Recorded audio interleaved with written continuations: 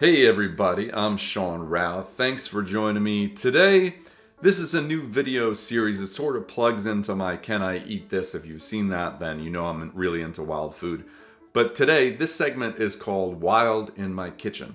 Because honestly, if you were to open my cabinets here in my kitchen and the fridge, you're gonna find some weird shit in there.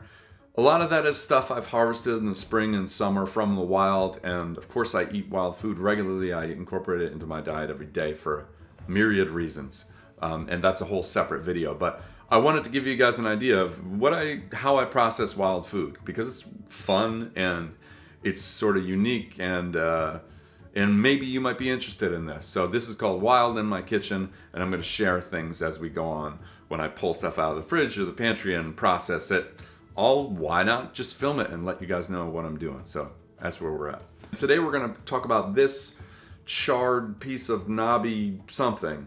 Now, this is a really good find for a forager, and you may have heard of it, you may not have heard of it. It's called Chaga. It's referred to as Chaga. It's a fungus that primarily grows on birch trees. So if you know what a birch tree looks like, which most people I think do, you know, that classic image of the birch bark canoe. That's a white birch, but you'll find this on various birch trees and some other trees too, living or dead. And it grows it's sort of like a cankerous growth on the trunk, on the outside of the trunk. And you'll see the black part, because actually the lighter brown part is the inside of it. But you'll see the black part from the outside. It'll just look like a charred, roundish knob, you know, on the tree. Now, why the hell would I harvest this knobby, black, charred piece of whatever? Because one thing, probably the most important thing is, believe it or not, that it actually tastes good.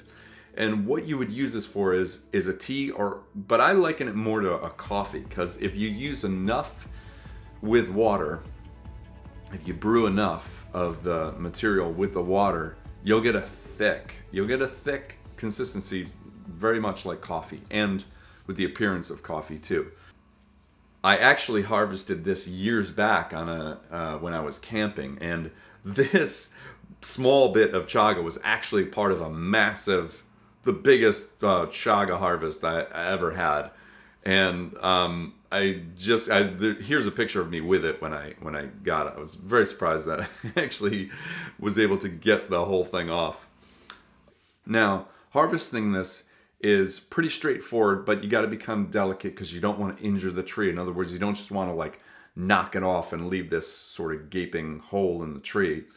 You want to use maybe a hatchet, or even a hacksaw would probably work really well. It's something serrated, and just cut off little chunks. Once this is dried, and it's really easy to dry, you leave it out in the sun for a couple of days, and no animals are really gonna go for this.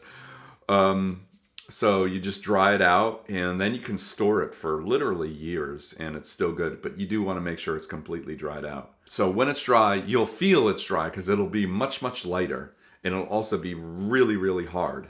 Now, to get this into the pot, we want to get it into the smallest chunks we can. So in other words, we want to create a lot more surface area, and the water will extract out the properties easier. So the first step is drying. Second stage is we want to take a serrated knife,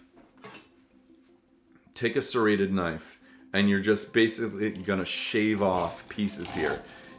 With a straight edge knife, it's going to be really hard to shave anything, and you're liable to, you can kind of chop it with a heavy knife, but it'll go all over the place, trust me. You just want to go close to the edge and just use your serrated knife and cut off little bits. Then once you have them into little bits, you're going to put them, maybe you have some kind of a high-powered blender, that's ideal.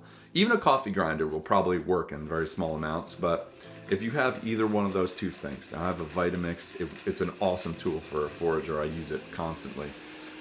Put them in I have a dry grain attachment, you can put them in that, or again, a coffee grinder will probably work just fine, or a NutriBullet, if you have that works good too. Put those little pieces in there, and then you get it to a fine consistency, just like coffee grounds, okay? So I harvest chaga because I love the flavor of it, but along with that, there's studies on cancer studies on how this is proving to be a preventative for some cancer, for also antiviral properties. I take it every time cold season comes on, or when I feel like I'm starting on the verge of a cold, which is kind of now. So I'm going to make a big pot of this and I'll consume it over the course of a week. Now, to brew a batch, I usually brew about a gallon at a time. Now, this is not a very scientific, but I take a Jack. My son loves these freaking magnets, and I find them everywhere. Okay, Jack. So you're gonna take this is about a gallon-sized cast iron pot. This is what I like to brew in. For a gallon of water, you're going to, you can really put in as much as you want. It's just a matter of the flavor. Now, I like a lot of flavor, so I don't really measure it out. I just take a few handfuls of the ground chaga and just fill the bottom, okay? If you don't like it so strong, just use less. But that's what I like. I like to really taste that. It's really amazing. So put that in the pan. I bring the chaga up to a boil, and I stir it around a little bit, but I bring it up to a boil, and then as soon as it starts to boil, I bring it down to a simmer. I let it simmer for about 40 minutes to an hour. And then after that, I'll put the top on, and then I'll just let it sit out on the counter. You could do that overnight or just several hours to let those flavors really develop. And then when that is done, you want to strain the ground chaga from the water, of course. So any kind of strainer will work, something, a fine mesh. Strain those bits out, and then you have your chaga. You put it in a gallon jug, leave it in the fridge for about a week. Chaga tastes really, really good. It's a little bitter and it's a little sweet. Those two combined, it makes me think of coffee, but also don't think about a mushroom, because this tastes nothing like a mushroom.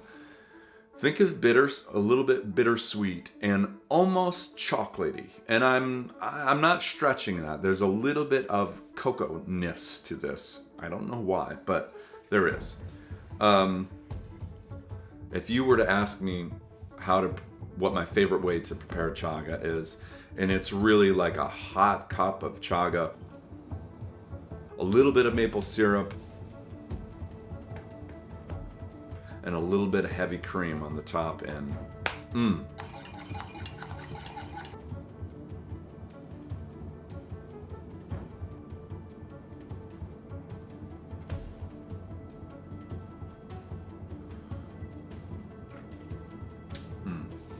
that's so good. There's so many benefits to harvesting wild food, and in fact, that's a whole nother episode. We can talk about that later, but I encourage you to get out there, find out what's growing in your backyard, for God's sakes. All right, see you guys later.